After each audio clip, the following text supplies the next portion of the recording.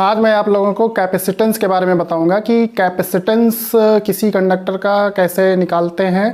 Parallel plate capacitor और parallel plate capacitor में जो सीरीज़ और पैरेलल कॉम्बिनेशन है, ठीक है, इनके बारे में डिस्कशन करूंगा। देखिए, कैपेसिटर जो चैप्टर है ये इम्पॉर्टेंट है, ठीक है। इसमें क्वेश्चन जो है आ जाते हैं और इसका डेरिवेशन भी पूछ लिया जाता है, ठीक। तो काफ़ी इंपॉर्टेंट टॉपिक है। तो कैपेसिटर के बारे में मैं बताता हूँ कि कैपेसिटर क्या होता है, ठीक। इससे पहले कैपेसिटेंस के बारे में बात करेंगे, ठीक। तो कैपेसिटेंस ऑफ ए कंडक्टर को कैसे डिफाइन करते हैं? तो कैपेसिटेंस ऑफ ए कंडक्टर को डिफाइन करते हैं उसकी इलेक्ट्रिकल कैपेसिटी से, ठीक है। इलेक्ट्रिकल कैपेसिटी का मतलब होता है कि चार्ज होल्डिंग कैपेसिटी की, मतलब कोई कंडक्टर कितना चार्ज होल्ड कर सकता है, ठीक है। तो जो चार्ज होल्डिंग कैपेसिटी है उसी को क्या बोलते हैं, उसका कैपेसिटेंस, ठीक है।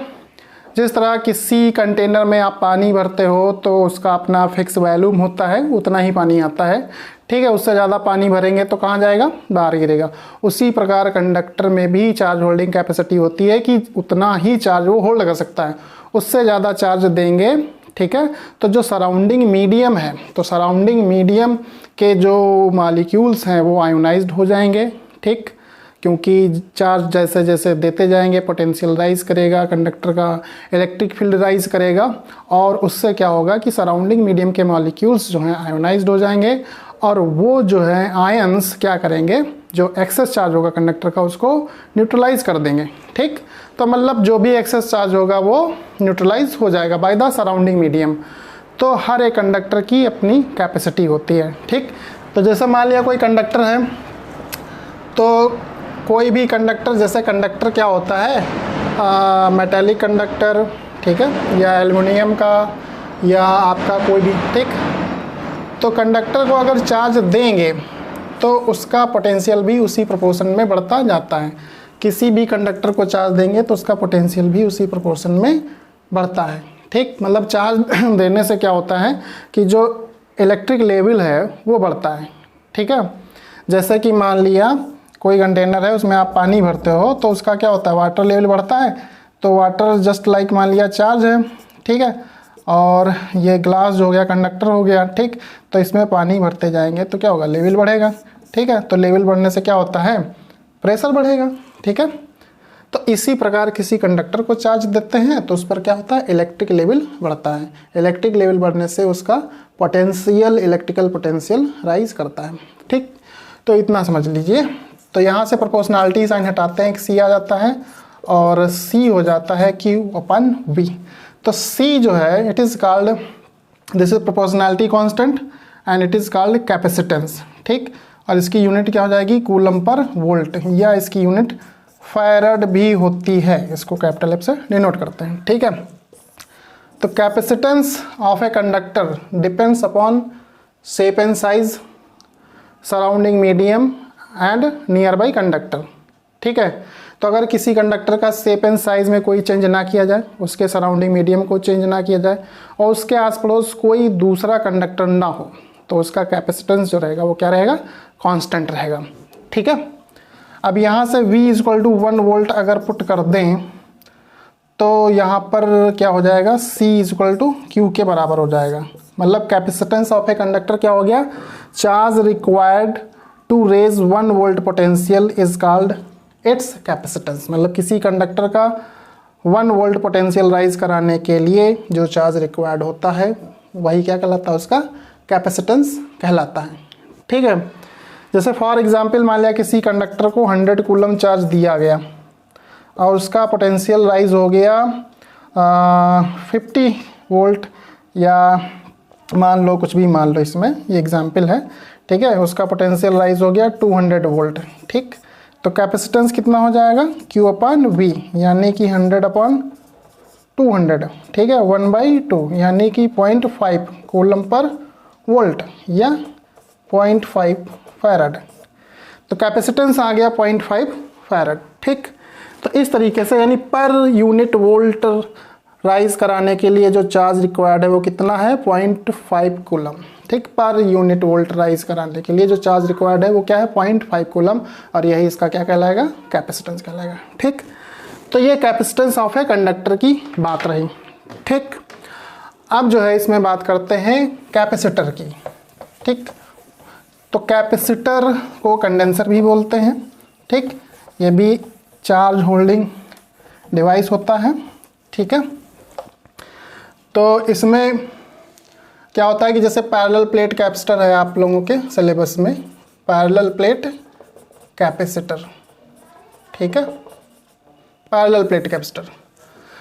वैसे कैपेसिटर जो होता है उसमें क्या कहते हैं कि कोई भी conductor of any two conductor of any shape and size, two conductors of any shape and size placed at A small distance is called capacitor. तो कोई भी टू कंडक्टर्स हैं किसी भी शेप एंड साइज के। ठीक, मान लिया ये दो कंडक्टर्स हैं किसी भी शेप एंड साइज के। ठीक, और ये एक दूसरे से स्मॉल डिस्टेंस पर प्लेस्ड हैं और इन पर क्या है, इक्वल एंड अपोजिट चार्जेस हैं। ठीक है, इक्वल एंड अपोजिट चार्जेस हैं। तो this arrangement is called capacitor. ठीक है, तो ये अरेंजमेंट क्या कहलाता है, कैपेसिटर कहलाता है। ठीक, तो इसी तरीके से पैरेलल प्लेट कैपेसिटर है, और भी होते हैं जैसे सिलेंड्रिकल कैपेसिटर होता है, स्फेरिकल कैपेसिटर होता है, लेकिन आप लोगों के सिलेबस में सिर्फ पैरेलल प्लेट कैपेसिटर है तो उसी के बारे में पढ़िए। ठीक है, तो बोर्ड लेवल पर पैरेलल प्लेट कैपेसिटर है। पैरेलल प्लेट कैपेसिटर में ये टू पैरेलल प्लेट्स हैं। ठीक, एक पर चार्ज प्लस क्यू है और दूसरे पर चार्ज माइनस क्यू है। ठीक है, मान लिया इसका प्लेट एरिया ए है और इनके बीच की डिस्टेंस क्या है, डी है। ठीक, ये तो यहाँ पर क्या होगा कि इन दोनों प्लेट्स के बीच इलेक्ट्रिक फील्ड होगी। वो इलेक्ट्रिक फील्ड की डायरेक्शन क्या होगी, पॉजिटिव से निगेटिव। ठीक, तो पॉजिटिव से निगेटिव होगी। तो इसका जो कैपेसिटेंस होता है वो क्या लिखते हैं, epsilon not a by D. ठीक, और यहाँ जो मीडियम है बिटवीन प्लेट्स वो क्या है, एयर है, तो इसको जो है सी नॉट से भी रिप्रेजेंट कर सकते हैं।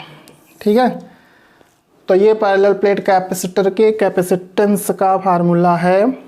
ठीक है, और मीडियम बिटवीन प्लेट्स जो है वो एयर है तो इसको सी नॉट से लिख सकते हैं। तो कैपेसिटर जो होता है वो चार्ज को स्टोर करता है।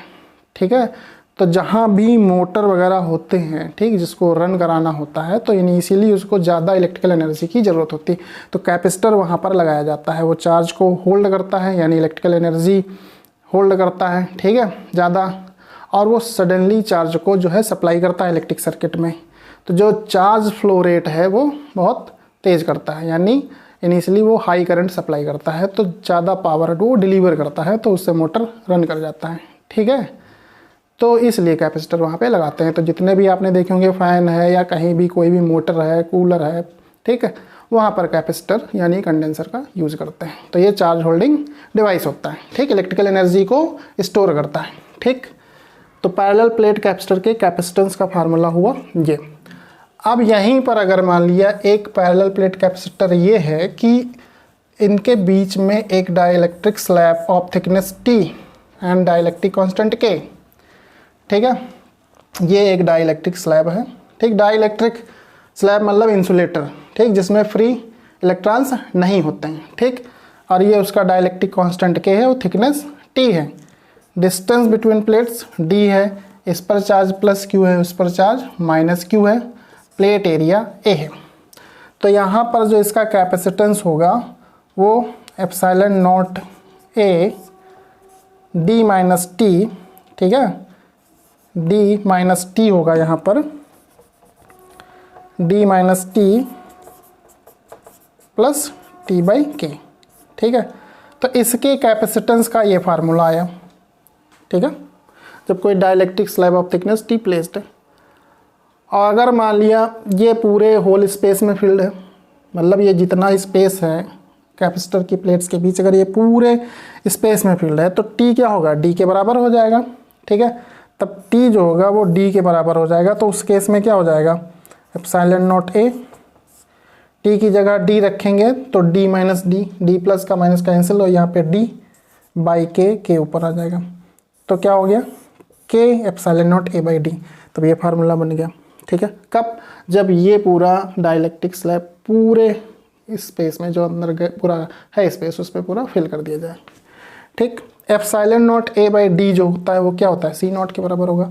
तो यहाँ से जो ये क्या हो गया, के इंटू सी नॉट के बराबर हो गया। ठीक है, तो के यहाँ से जो है सी अपन सी नॉट आ गया। ठीक है, तो ये रेशियो मतलब कैपेसिटेंस जो है के टाइम्स इंक्रीज हो जाता है जब कोई डाइलेक्ट्रिक स्लैब इंट्रोड्यूस कर देते हैं प्लेट्स के बीच में। ठीक है, तो ये कैपेसिटेंस रहा। ठीक, अच्छा यहाँ पे जो अगर मान लिया यही मेटालिक स्लैब होता तो metallic slab of thickness T, तो उस केस में उसका डाइलेक्ट्रिक कांस्टेंट क्या हो जाएगा, इनफाइनाइट। तो टी पर इनफाइनाइट 0 हो जाएगा। तो उस केस में क्या बचेगा, epsilon not A D minus T. ठीक है, तब ये कैपेसिटेंस होगा जब यही metallic slab of thickness T होगा। ठीक, तो ये रहा। चार्ज कितना इंड्यूस होगा, जो ये डाइलेक्ट्रिक स्लैब है उसके इस सरफेस पर और इस सरफेस पे चार्ज कितना इंड्यूस होगा। तो इधर जैसे मान लिया माइनस क्यू चार्ज इंड्यूस होगा, इधर प्लस क्यू डैश। ठीक है, तो क्योंकि फ्री इलेक्ट्रॉन्स इसमें नहीं होता है, क्या होता है कि जो वो मॉलिक्यूल्स होते हैं वो पोलराइज्ड हो जाते हैं, मतलब जो एटम होते हैं उसमें नेगेटिव चार्ज जो होता है वो शिफ्ट होता है पॉजिटिव के टूवर्ड्स, और पॉजिटिव चार्ज जो शिफ्ट होता है वो नेगेटिव चार्ज के टूवर्ड्स। ठीक है, तो पोलराइज्ड हो जाते हैं, इसलिए यहाँ पर मान लिया negative charge minus Q dash induce हुआ इस सरफेस पर। ठीक है, और इस सरफेस पर प्लस क्यू डैश, क्योंकि इधर इस प्लेट पर नेगेटिव चार्ज है ना, तो इधर क्या होगा, पॉजिटिव चार्ज इंड्यूस होगा। इधर पॉजिटिव चार्ज है तो इधर नेगेटिव चार्ज। ठीक, तो ये जो इंड्यूस्ड चार्ज होगा वो कितना होगा, क्यू डैश क्यू 1 माइनस 1 पाई के बराबर होगा। ठीक है, इस तरीके से। अगर मान लिया यही मेटेलिक स्लैब होता तो उस केस में मेटल के लिए क्या क्या लिखते हैं, इनफाइनाइट, तब इंड्यूस चार्ज क्या था, सेम, जितना चार्ज प्लेट पे उतना ही चार्ज इंड्यूस होता है, क्योंकि मेटल के केस में क्या होता है उसमें फ्री इलेक्ट्रॉन्स होते हैं। ठीक है, तो वो उतने फ्री इलेक्ट्रॉन्स इधर आ जाएंगे, उतना चार्ज इंड्यूस करा देंगे। तो ये पैरेलल प्लेट कैपेसिटर के कैपेसिटेंस के बारे में बताया। ठीक है, इसके डेरिवेशन को मैं बाद में डिस्कस कर दूंगा। बहरहाल अभी फार्मूला जो है इसका अच्छे से आप लोग लर्न कर लीजिए, क्वेश्चन अगर आते हैं तो इसी फार्मूले पर लग जाएंगे।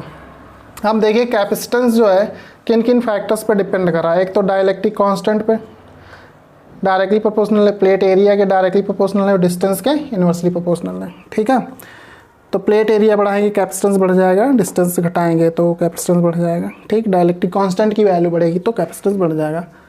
तो इस तरीके से जो कैपेसिटेंस है वो इसके डाइलेक्ट्रिक कांस्टेंट के डायरेक्टली, प्लेट एरिया के डायरेक्टली और डिस्टेंस के इन्वर्सली प्रोपोर्शनल है। ठीक है, इन फैक्टर्स पर डिपेंड कर रहा है।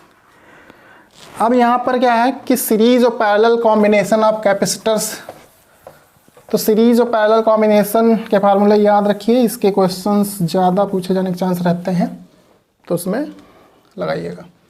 सीरीज कॉम्बिनेशन में क्या होता है कि इस तरीके से कैपेसिटर्स कनेक्ट कर देते हैं। ठीक है, ये तो इसको मान लिया किसी एक सेल से कनेक्ट कर दिया। ठीक, ये नेगेटिव, तो यहाँ से क्या होगा, चार्ज क्यू जाएगा, तो वो जो चार्ज होगा सभी प्लेट पर बराबर हो जाएगा। ठीक है, इस पर भी प्लस क्यू माइनस क्यू, इस पर भी प्लस क्यू माइनस क्यू, यानी सभी प्लेट्स पे जो चार्ज है वो क्या है, बराबर है। ठीक, क्योंकि सीरीज में है तो सीरीज में करंट क्या रहती है, सेम। करंट क्या होता है, चार्ज फ्लो रेट, यानी हर प्लेट पर चार्ज जो होगा बराबर होगा। यहाँ पे क्यू क्यू क्यू। ठीक, अगर इस कॉम्बिनेशन के क्रॉस पोटेंशियल डिफरेंस V है जो सेल के थ्रू अप्लाइड है, तो ये पोटेंशियल डिफरेंस डिवाइड होगा, इधर V1 होगा, इधर V2 होगा, इधर V3 होगा। तो पोटेंशियल यहाँ पे डिवाइड होगा और चार्ज क्या रहेगा, सेम होगा। अब Q इक्वल टू क्या पढ़ा है आपने, CV। ठीक है, तो यहाँ से जो है V1 जो V हो जाएगा वो क्या हो जाएगा, Q बाई C। तो V1 क्या हो जाएगा, Q अपन C1, V2 क्या हो जाएगा, Q अपन C2, V3 क्या हो जाएगा, Q अपन C3। तो इस तरीके से V1, V2, V3 की वैल्यूज़ निकाल लेते हैं। ठीक है, और यहाँ पर जो ये सीरीज़ में है तो जो नेट पोटेंशियल है V वो क्या रखेंगे, V1 plus V2 plus V3। ठीक है, तो यहाँ पे जब वैल्यूज़ आप रखोगे Q by C1, Q upon C2, Q upon C3, Q common हो जाएगा 1 by C1 plus 1 upon C2 plus 1 upon C3। ठीक है, तो ये यहाँ से जो है V by Q 1/C1 plus 1/C2 plus 1/C3 और V/Q को जो है हम 1/C रख देंगे। ठीक है, इसी फार्मूले के हिसाब से। तो ये यहाँ पर जो है इक्विवेलेंट कैपेसिटेंस आया सीरीज कॉम्बिनेशन में। ठीक है, तो सीरीज कॉम्बिनेशन में ये लगाइएगा। देखिए रजिस्टर्स का सीरीज पैरेलल कॉम्बिनेशन में सीरीज में जो इक्विवेलेंट रेजिस्टेंस होता है वो जुड़ता है। ठीक है, और यहाँ पर क्या हो, रेसिप्रोकल हो रहा है। ठीक है, इस चीज़ को अंतर को अच्छे से याद रखिएगा। बहुत से लोग इधर का उधर गड़बड़ कर देते हैं। फिर जो नेक्स्ट है पैरेलल कॉम्बिनेशन। पैरेलल कॉम्बिनेशन में क्या होता है कि कैपेसिटर्स इस तरीके से कनेक्ट होते हैं। ठीक है, ये इस तरीके से। ठीक है, ये सेल है, इसके क्रॉस जो है ये कनेक्ट कर दिया कैपेसिटर। ठीक, तो यहाँ पे जो चार्ज Q होगा वो डिवाइड हो जाएगा Q1, Q2 और Q3 में। ठीक है, तो यहाँ पे जो कैपेसिटेंस है इनके C1 है, C2 है, C3 है। पोटेंशियल डिफरेंस सभी में बराबर रहेगा क्योंकि सभी पैरेलल में, मतलब ये जो पॉजिटिव साइड की प्लेट है वो एक कॉमन पॉइंट A से और नेगेटिव साइड की प्लेट एक कॉमन पॉइंट B से कनेक्ट है। ये जितनी भी लेफ्ट साइड की प्लेट्स हैं एक कॉमन पॉइंट A से, राइट साइड की प्लेट्स एक कॉमन पॉइंट B से। मतलब ये जो पॉजिटिव प्लेट्स हैं एक कॉमन पॉइंट A से और जो नेगेटिव प्लेट्स हैं वो एक कॉमन पॉइंट B से कनेक्ट है। तो ये पैरेलल कॉम्बिनेशन है। तो पैरेलल कॉम्बिनेशन में पोटेंशियल डिफरेंस क्या रहेगा, बराबर रहेगा। ठीक है, क्योंकि इन दोनों प्लेट्स के बीच पोटेंशियल डिफरेंस वही होगा जो इन दोनों प्लेट्स के बीच, क्योंकि सभी का सेम पॉइंट कनेक्शन है। ठीक है, चार्ज यहाँ पर डिवाइड हो रहा है क्योंकि चार्ज Q था तो ये Q1, Q2 और Q3 में डिवाइड हो गया। ठीक है, तो यहाँ पर जो है क्या करेंगे, Q = CB करेंगे। तो यहाँ से जो Q1 हो जाएगा वो C1 भी हो जाएगा, Q2 जो हो जाएगा C2 भी और Q3 जो हो जाएगा वो C3 भी हो जाएगा। पोटेंशियल सेम रहेगा। तो जो नेट चार्ज Q जो यहाँ पर गया था वही डिवाइड हुआ था, तो Q = क्या रख देंगे, Q1 plus Q2 plus Q3। ठीक, अब यहाँ पर इसकी जगह C1 भी, ये C2 भी और ये C3 भी, यहाँ से V कॉमन हो जाएगा तो C1 plus C2 plus C3। ठीक है, और ये हो गया Q/V, C1 plus C2 plus C3। Q/V जो है वो C के बराबर हो जाएगा, तो C = C1 plus C2 plus C3।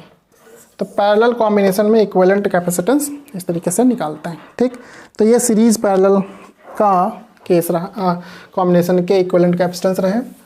अब जो है एनर्जी स्टोर्ड ना कैपेसिटर क्या होता है उसका फार्मूला। तो देखिए energy stored in a capacitor के फार्मूले हैं, इसका कोई डेरिवेशन वगैरह एग्जाम में नहीं पूछा जाना है। एक तो हाफ QB रहेगा, एक हाफ CB² और एक हाफ Q²/C। ये तीन फार्मूले हैं, इनको याद रखिए। Energy stored in a capacitor. ठीक है, half QB, half CB², half Q²/C। ठीक है, ये इसके अलावा कैपेसिटर अगर बैटरी से कनेक्ट रहेगा तो उस केस में पोटेंशियल डिफरेंस बिटवीन प्लेट्स क्या रहेगा, कांस्टेंट रहेगा। अगर बैटरी से डिसकनेक्ट हो गया तो क्या कांस्टेंट रहेगा, चार्ज। ठीक, तो ये रहा कैपेसिटर के बारे में। तो ये क्विक रिवीजन है, तो जल्दी जल्दी रिवाइज करिए और एग्ज़ाम काफ़ी करीब है, अच्छे से तैयारी करिए और अच्छा एग्ज़ाम करिए। तो आज के लिए इतना ही। ठीक।